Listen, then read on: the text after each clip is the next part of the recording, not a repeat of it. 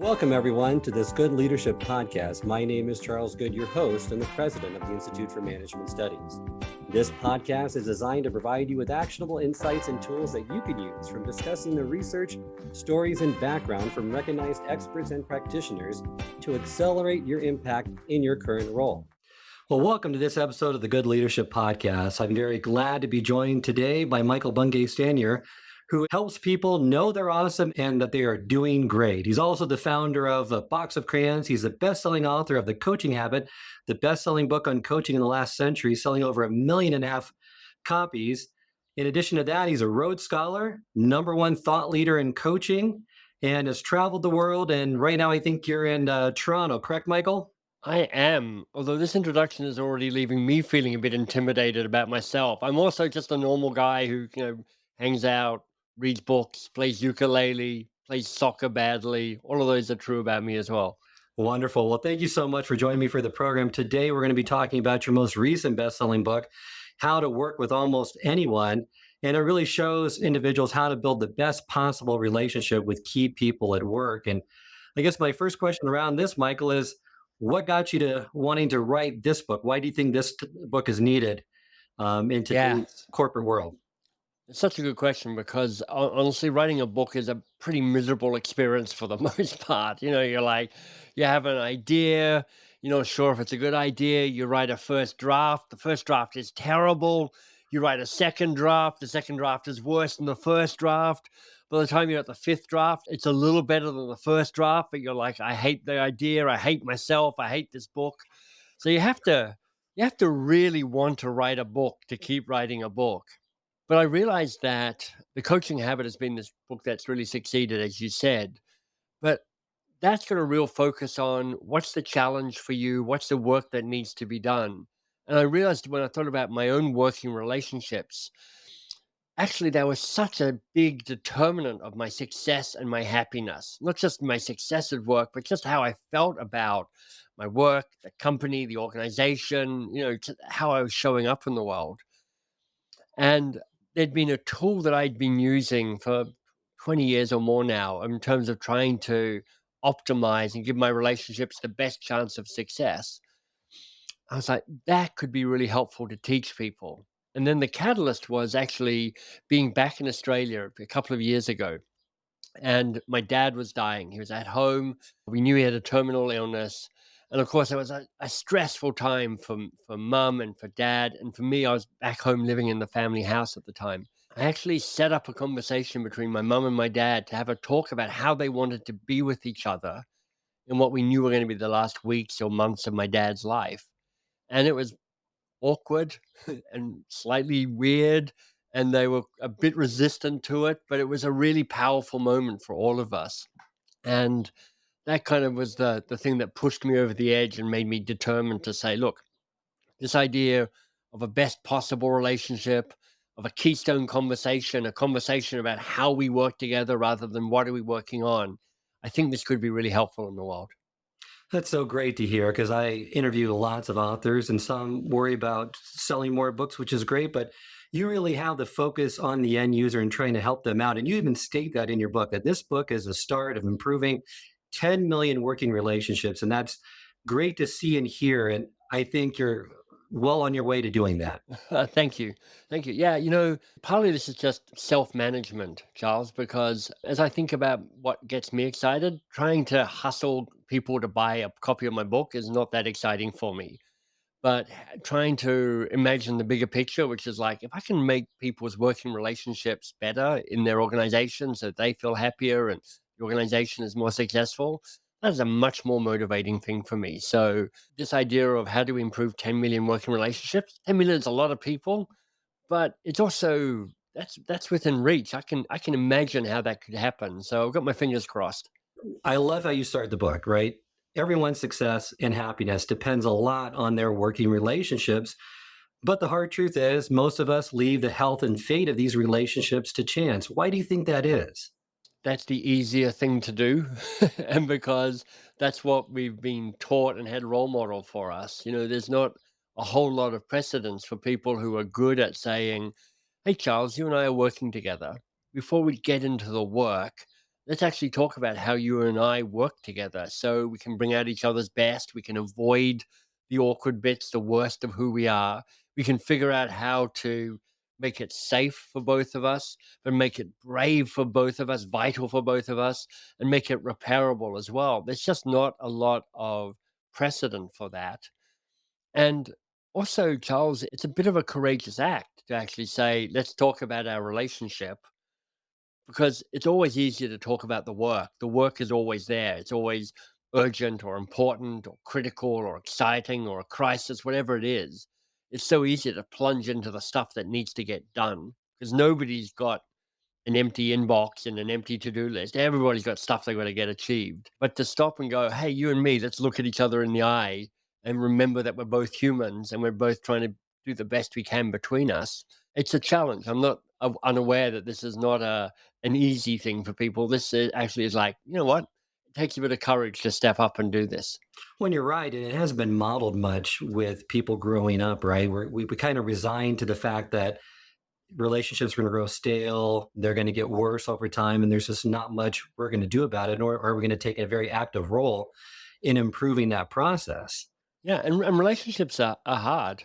I mean, think of that other person you're trying to build a working relationship with, and they're this messy, confusing, irrational, non-predictable kind of collection of stuff, and they're thinking exactly the same about you as well. You're also all of that. So just as in our life outside work, that some relationships flourish and some struggle, it's the same inside work as well. It takes some degree of emotional wisdom and self-awareness and some courage to say, let's try and make our working relationships outstanding, the best possible working relationship. Well, and that's what the ideal is having these best possible relationships. And they really comprise of three qualities that you mentioned in the book, being, having it be safe, vital, and repairable. All three are essential. Is there one that people should start with, or is there one that's maybe a little bit more important than the others? To answer your second question first, the one that matters most depends on the other person that you're building the relationship with. Because that's actually the point, which is like you're not laying a template over a relationship. It's you and that other person going, how do we figure out what the best possible relationship is between you and me? And what's the mix of safe and vital and repairable that needs to really flourish? Now, the first thing to say, Charles, is a best possible relationship doesn't necessarily mean a perfect relationship. It means that your working relationship with those other key people has a degree of potential. How do you fulfill as much of that potential as possible? So it means making the really good ones even brighter and shinier and more sparkly. It makes taking the ones that are in the middle and making them a little bit more magical. And really importantly, it takes the ones that are really hard at the moment and frustrating and irritating, and it makes them bearable, it makes them workable, it makes them usable. So there's a kind of bell curve, and you're trying to move everything to the right a little bit to make it a little more flourishing. You asked me which of the 3 is the right place to start. I think it's probably safe, because that's the thing that most people have heard of, which is like the importance of psychological safety. Amy Edmondson, Harvard Business School professor, really popularized this idea, and it's been backed up by research from, Google and other companies. It's like if you want something to flourish, people have to feel safe. And we'll get into that later in the interview, kind of ways in which you can start the conversation to make them feel safe. But to build this best possible relationship, you really center on the Keystone conversation. And the Keystone, I love that choice of words because the Keystone on an arch bears the weight, right? And it serves the same purpose in relationships. It not only bears the weight, but it brings 2 separate things together, 2 different columns. And so the keystone sets the 2 things together. It makes it more stable. It makes it stronger. It bears the stress. But what was cool in terms of doing the research of this book is discovering that the keystone is not only an architectural metaphor, it's an ecological metaphor as well. There's this idea of the keystone species, which is a species that keeps an ecosystem healthy. And the best story about that I know of is the introduction of gray wolves into Yellowstone National Park. They'd been hunted to extinction. It meant that elks were roaming free and kind of eating the park bed and nuding the park. And when they reintroduced wolves, they shrunk the elk population, ate some of them, scared some of them away, It made the vegetation healthier, it made the river healthier, it reintroduced a more diverse ecosystem, more birds, more fish, more little animals. It really made the place a better place by introducing wolves. So whether you like buildings or whether you like outdoors, you can pick the one that works best for you. That's great. I love the approach that you've taken. And in preparing for these conversations, you ask the individual to prepare by asking themselves five essential questions. So you're taking the same question centric approach you took in the coaching habit. In this case, it's asking five questions: the amplify question, the steady question, the good date question, bad date question, and repair question. All five are great. Is there one that we should start with, or advice around maybe one that people kind of often overlook and really don't want to ask themselves?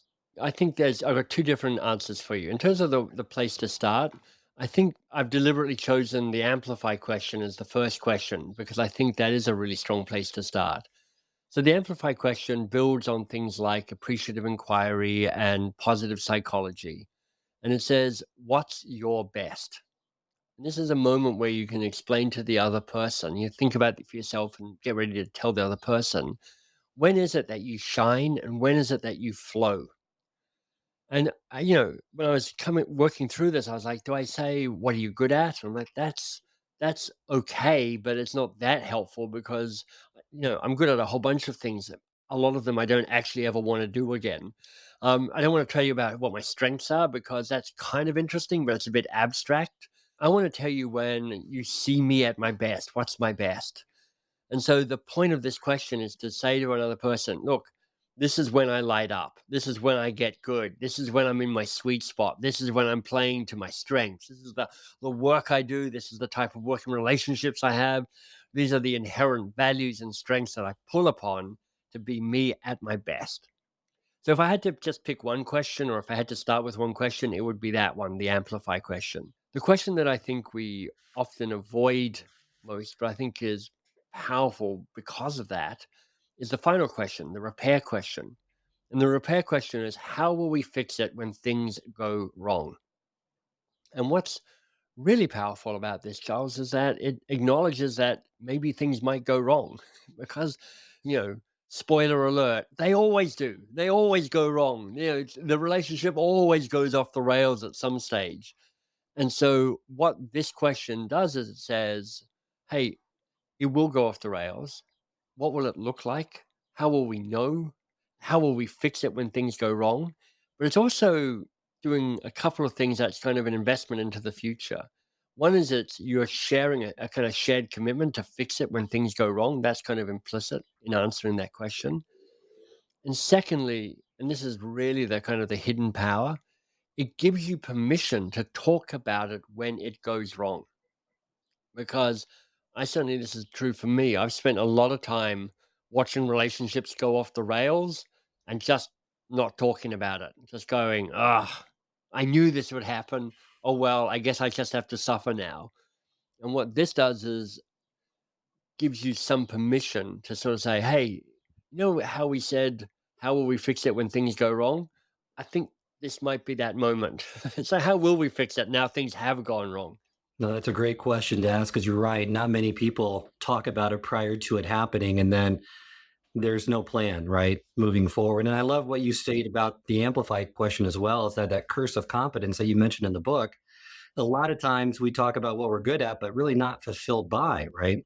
Yeah, it becomes kind of like a slightly dispiriting job interview, which is like, tell me all the stuff you're good at. And you're like, okay, well, here I am. I can juggle, I can dance, I can swallow fire, I can, dance with elephants. I don't know what it is. And you're like, I don't, it doesn't even matter what I'm good at. I want you to know what brings me alive, where you get the best of me. What is that? Because of competence, I'm in my 50s now, and I'm like, I've just been around long enough to get half decent at a whole bunch of things, most of which I'm not super competent at, and I'm certainly not, I don't find any joy in it, but I can do it if I have to. So this kind of sidesteps that trap of going, tell me all the stuff that you've got a certificate for. I like that distinction a lot. All these questions are really straightforward and powerful, and they're easy enough to answer quickly, but they also take some work as well. So it's important to put the time in up front before you have the conversation so you're ready when you do, because you have to lead in that conversation in the right way. And I love your approach. Reading a lot of books, I see a lot of people just kind of giving paragraphs of text, and you're left to try to figure it out on your own. Whereas you give an instruction manual, and I think the game changer is you give scripts, and everyone needs scripts to be able to put this into practice. I can't tell you the number of leaders I talk to that say, yeah, I know what to do. I just don't know how to do it, how to say it. If I just had a script that would help me, I could put it into my own words. That would be hugely helpful. And I had Alyssa Kona on the podcast last year. She's Oh great yeah. with that. Love that approach. And I think that really helps out leaders, especially leaders in having a conversation like this that might be difficult for them at first.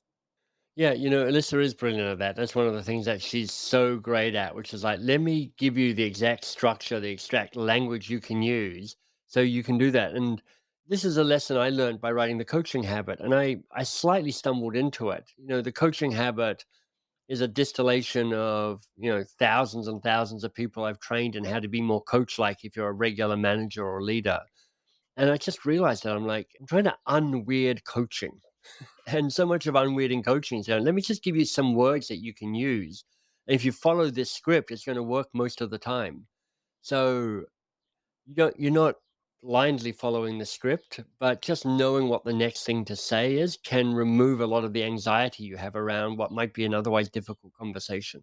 Absolutely. So when you're starting these, make sure you first tell them what the conversation is about. You provide some great scripts in the book, because to me, my mind would go to, okay, what's wrong? What happened? I'm in Exactly. trouble, right? Like, it comes back to what I was saying before, which is like, there's not a whole lot of precedent for this. So if you're the person who is brave enough to reach out and start this, and I everybody watching and listening, I hope you are that person because that is a great gift you're bringing to yourself and to the other person and to your team and to the relationship. But know that most people will be like, I'm not sure what this is about. So you gotta calm them down a little bit. I try not to overthink it. I try and use really simple words. So I'm like, hey Charles, I'm excited to be working with you, but I want to make sure that we bring out the very best in each other when we work. And rather than missing this opportunity, I'd love to have a conversation about how we can be the best version of each other as we work on this thing together so that we just kick it out of the park. That's great. And putting it in your own words, making sure that happens. And these Keystone conversations work great with one disclaimer that you state in the book. And this is text taken from Amanda Ripley, is that in cases of high conflict, really, probably not the best to have a Keystone conversation, but that's really the only context. A lot of them would benefit from having this type of conversation, correct? Often what happens is you write a book and then you spend a lot of time trying to figure out a really good title for the book because people make that decision in a second or two. So you're trying to find a title where people go, "Oh, that sounds amazing." And in the coaching habit, I kind of landed on a title that people go, "Oh, I kind of get the problem and the solution in the same three words right away." So I'm like, "Great."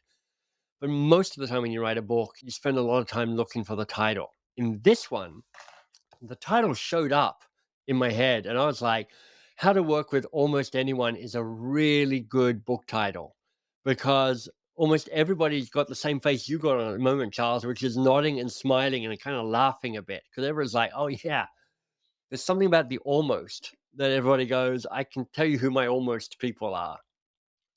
But here's what I think is liberating about this. I'm sure there are one or two or maybe three people that you work with where you're like, you know what, that's always going to be hard. It's always going to be a nightmare. It's not even worth trying.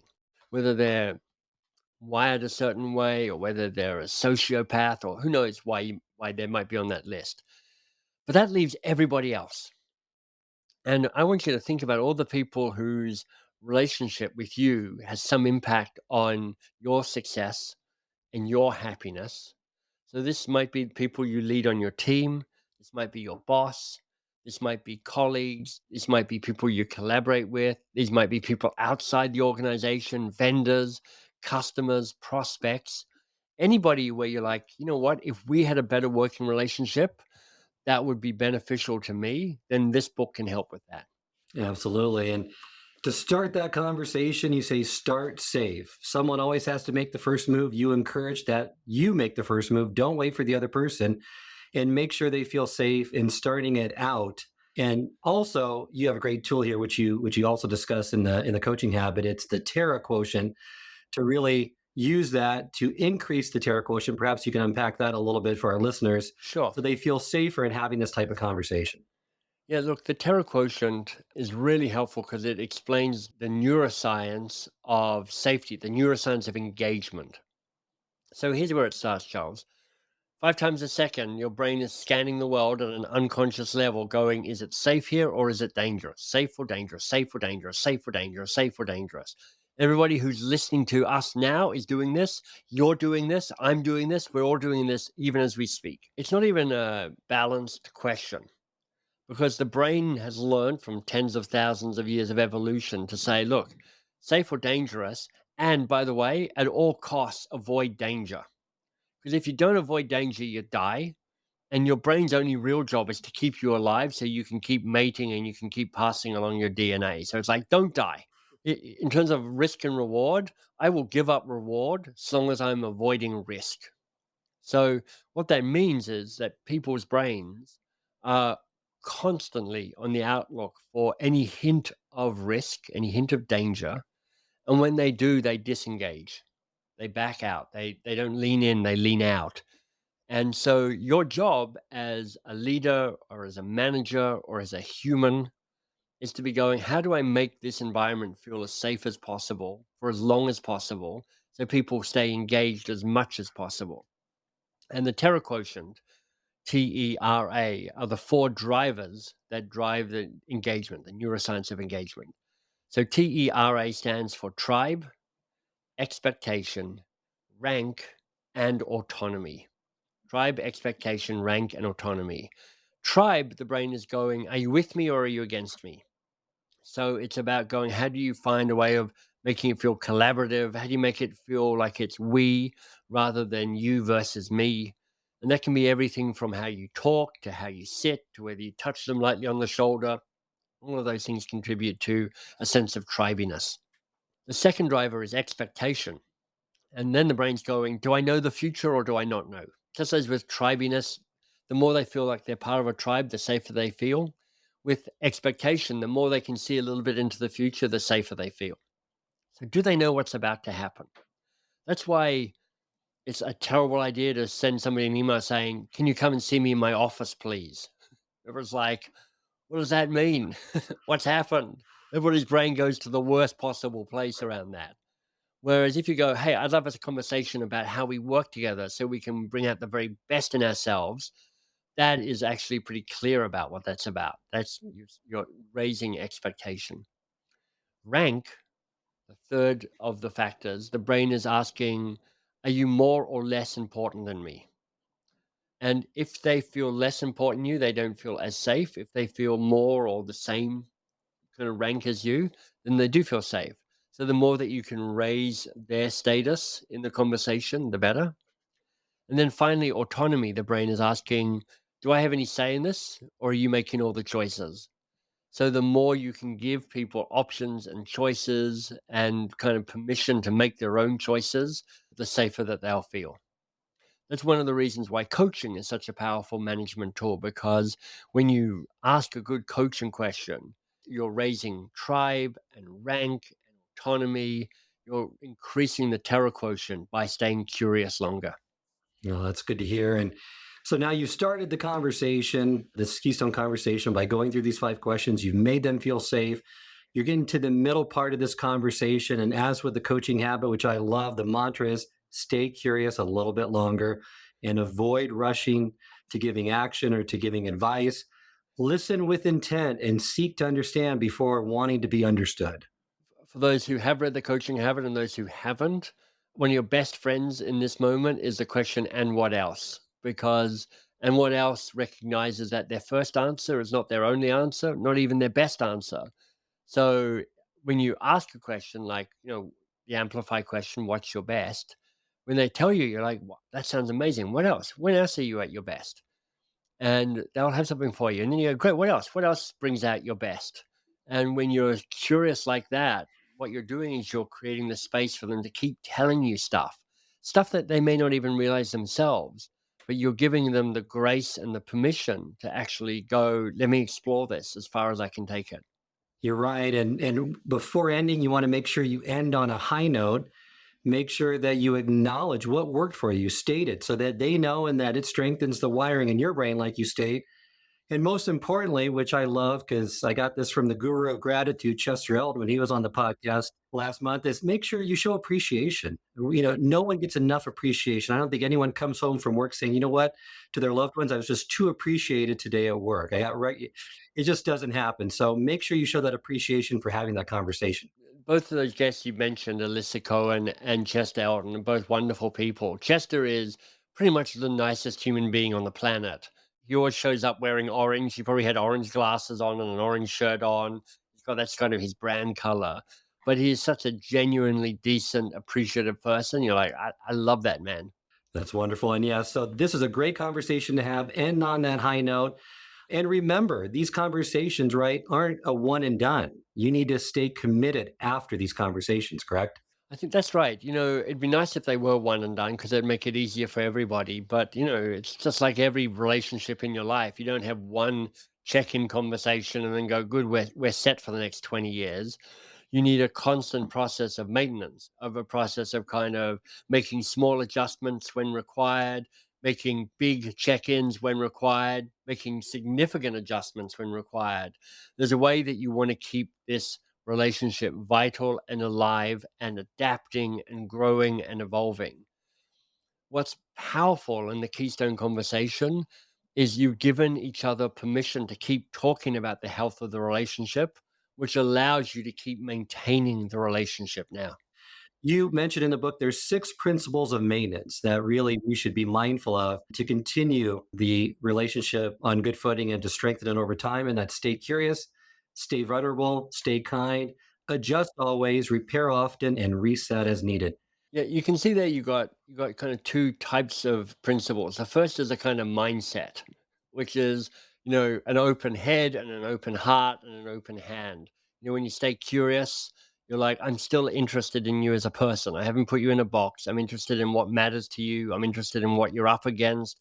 I'm interested in what you're struggling with. I'm interested in what you care about. I'm interested in us as a relationship.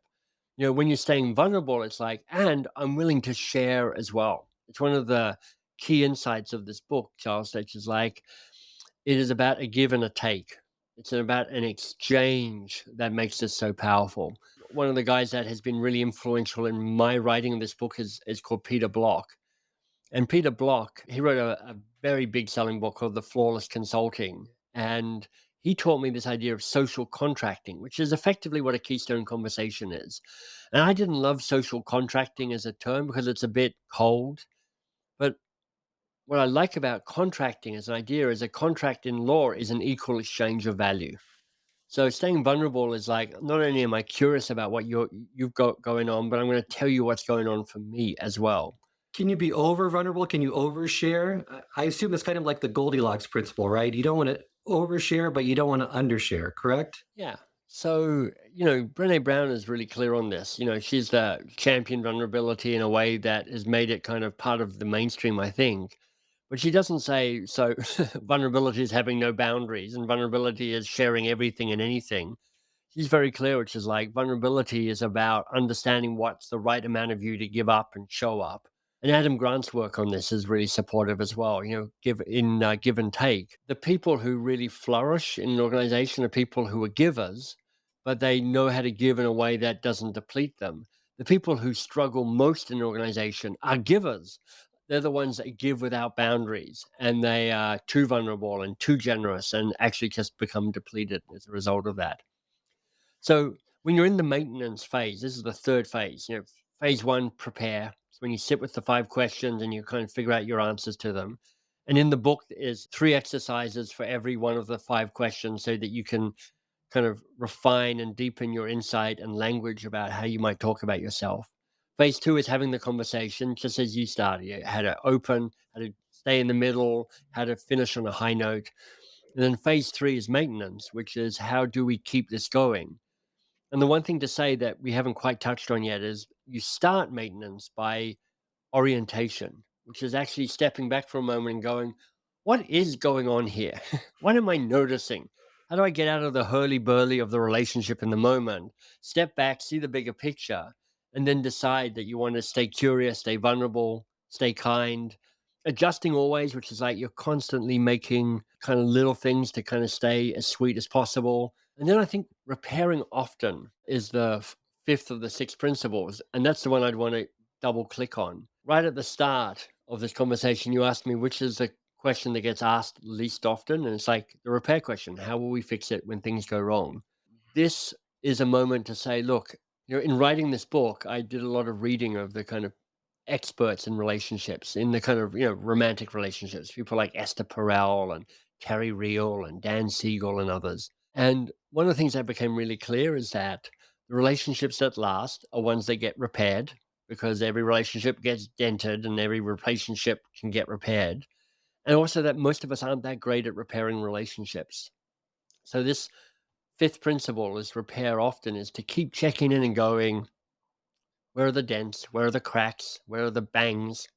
And how do we fix it faster and sooner so that these things don't deepen and weaken the structure? Well, the one that really stood out to me as well is just to stay kind. It's really to assume positive intent, and so often we don't assume positive intent. We have our own judgments, ideas of what they're thinking, and really kind of looking at the negative rather than just assuming good things, right? And staying kind to themselves and to us as well. Honestly, so much of this work for me comes down to how do you keep staying human at work? And how do you keep recognizing the other people as human at work? Recognizing that work has a certain way of pulling you away from being human into the being a task completing person. I'm like, be human. One of the ways to do that is to be kind. You mentioned something too that I like to kind of touch on now is that orient to what's going on. And you have a great model by John Boyd in the book. He was an Air Force colonel, and it's observe, orient, decide, and act. Because a lot of time when we're in the middle of conflict or just in a relationship that needs maintenance, that we can't separate the facts from the opinions, from the feelings. It's really hard to do that. But this model really puts it in the right context for us to kind of differentiate the three so we can see things clearly. Yeah, so he was a Air Force colonel who became famous for being a pain in the neck. He never got promoted beyond colonel because he was like, I don't care, but being a brilliant fighter pilot because he had this ability in the heat of battle to keep a cool head. And when he was asked how to do it, he kind of came up with this way of thinking, which is like you orient, you find the best place to sit or stand or be, you observe, you notice what's going on, then you decide and then you act. But of course, part of the challenge is that we are flooded by all of the stuff that's going on in conflict. We've got feelings that's kind of making us filled with stuff. We've got judgments and opinions and interpretations of what's going on. And somewhere buried underneath all of this is the actual facts. And so the connection to Orient is to sort of go, what do you know to be true? What are the facts? What's amazing is there's always far fewer facts than you think there will be. And then you go, and what are my opinions about all the facts? And you got a ton of judgments, and they come intermeshed with feelings as well. So if you can pull all those apart, if you understand what the facts are, how you're feeling about the facts, what your judgments are about the facts, and why that's influencing your feelings, you're going to have a cooler head in terms of deciding what you want or what you need as the next step. Well, you're right. In the book, you mentioned that a way to differentiate is use kind of that because that when you say, I'm in big trouble, and that's my judgment because the taxi isn't here, that's the data and the facts. And it's a great way to separate the two because in the heat of the moment, it's really hard to differentiate, and you assume a lot of your opinions are actually facts when they're not. They sound, because they're in your head, and because you think the smartest person I know, your judgments always sound like they're the truth, and in fact, they're not. They're just your momentary judgment. You're right. And there's a good way to have conflict too. I mean, not all conflict is bad. Some of it's healthy, and you can fight with generosity and grace, like you mentioned. Any tips that you can give the listeners of when they are in a fight? What can they do to have the outcome be a little bit, hopefully, better than what it normally is, or for them to feel better about the situation. This is hard.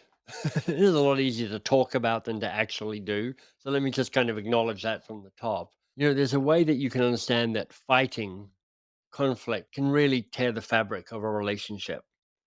So as you find yourself moving towards conflict, and it'll happen in some form or another, whether it's a kind of quiet, passive, under the radar conflict, or whether it's kind of the noisy blow up thing. I've In my past, I dated a woman who had Italian and Irish parents, and so conflict for her was pretty animated. And I dated a woman who had Scottish parents, so conflict there was pretty under the radar, barely even noticeable. So I've experienced it both in kind of my personal relationships. But I think it's trying to remember the bigger picture about what you're trying to achieve together. Trying to remember what you said when you answered the question, how will we fix it when things go wrong? Remembering to breathe and to adjust your body so that your body is as relaxed as possible rather than not. Because in so many ways, your body leads your brain. So if you can put yourself in a place where you're like, I'm deliberately making my body feel relaxed, even though I'm honestly not relaxed right now, it will actually calm you down because your body is going, hey brain, look, I'm literally in a relaxed setting here. So you should be calmer about what's going on.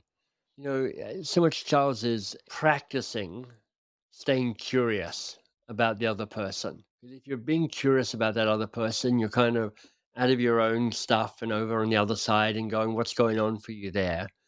And it doesn't mean that you give up all boundaries, and it doesn't mean that you don't get or ask for what you want or what you need. So often if you can move from angry and defiant and righteous to curious, that can be a way of shifting the tone of the argument that you're having. Definitely. And I found that using I language helps too, so that you're avoiding accusing them of anything. It's I feel this way. I understand it to be like this. And like our, mutual friend Marshall Goldsmith told me, it's abandoning trying to prove your version of the truth, right? Just let it go. Yeah, let it go. That's a classic Marshall saying. It's like, let it go.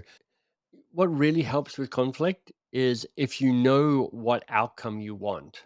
What do you want or what do you need? So that you can ask for it. So often, conflict, like bad feedback, is like, but what do you want? And if you can get clear on what you want, then you realize that a whole bunch of stuff you thought you had to communicate, you don't actually need to communicate because you really want to just get clear on what you want. Even if what you want is, I just want to be heard. I just want you to know my version of the truth. I just want to be seen. That could be what you want. Well, that's great. So now, as we're moving kind of through this dynamic of this relationship and we've had the conflict, now we're at kind of the crossroads. And say in this case, we want to reset the relationship, which is in effect another Keystone conversation. And you mentioned if you want to do that, three things that you really need to do are stay compassionate, stay curious, and stay committed. If you could give us some more understanding on what are some of those best practices to really reset it effectively. It's hard to do that. When you get the sixth principle is reset as needed. And the first thing it does is to say, possibly you don't reset. Possibly this is the end of the arc and you're finishing up and you're completing this relationship together. And then there's a way of going, how do we do that with a degree of as much grace as is possible and as much elegance as possible? Because we've all had that experience of somebody burning their bridges as they've departed, and you're going, all right, that's the last we'll be talking. And other people who've managed to go, look, this is a hard departure, but they left with some style and some grace, and it's much easier to kind of rebuild with them later on. But you might go, we've got stale. And this is the experience I've had with recently, I guess, with a mastermind group I was in. We've been a group for 15 years, and we had managed to stay fresh and by reinventing ourselves a number of times. When we didn't, and we had a moment of conflict within the group broke apart. And it was like 15 years just kind of crumbled in an instant because we hadn't reset. So this idea of kind of comes back to what we're talking before, almost about being kind, which is like being compassionate is like, seeing where the past has been, seeing where the mistakes have been, being willing to assume positive intent, being generous around that. and re-engaging to say, okay, so you and me, we're a year or 2 years or 5 years older and wiser and uglier, and we've got water under the bridge. So now what? Now, how will we reinvent this relationship so it could be even better than it was before? That's great advice. And I want to underscore the fact that in these conversations, nothing needs to be solved. You're just sharing information that's useful, true, and heartfelt, and listening with intent to seeking to understand. Because I think a lot of people need to feel like, okay, we've solved this, we can move on. And that's really not the right focus to have, right? It's not a bad idea just to hold lightly, which is like, I'd like an outcome of a successful thing, but there's a way that if you move into kind of rescuer mode, which is like, I must fix this or else, and it's down to me to fix it, and I'm the one who's responsible for doing that, then that can set up another slightly dysfunctional dynamic in the relationship. Yeah, that's good advice.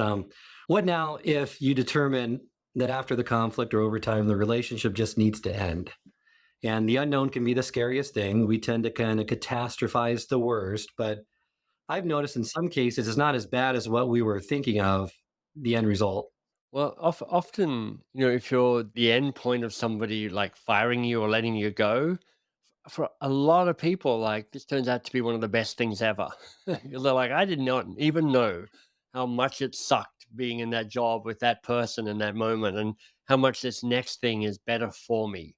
So there's absolutely that. But you can't really manage the outcome, but you can manage the process. So I'm like, how do you choose to depart? And you can kind of sneak out the door and just vanish like a ghost. And that could be the right thing to do. You could burn the bridges, burn the boats, go out in an explosion of whatever. That could be the right thing to do. Often not, but it could be. Or you could find a way to be generous and appreciative and kind of thank and recognize and speak to what you're taking away and what was good about this. And you can leave in that moment as well. Unfortunately, you don't always get what you're hoping for. All you get to do is control your behavior around this and how you might choose to live and how you might actually depart. So the choices are there. As with all of these things, there's no right answer all the time. But the more you can be active about the choice you want to make, the more likely you are to get what you want.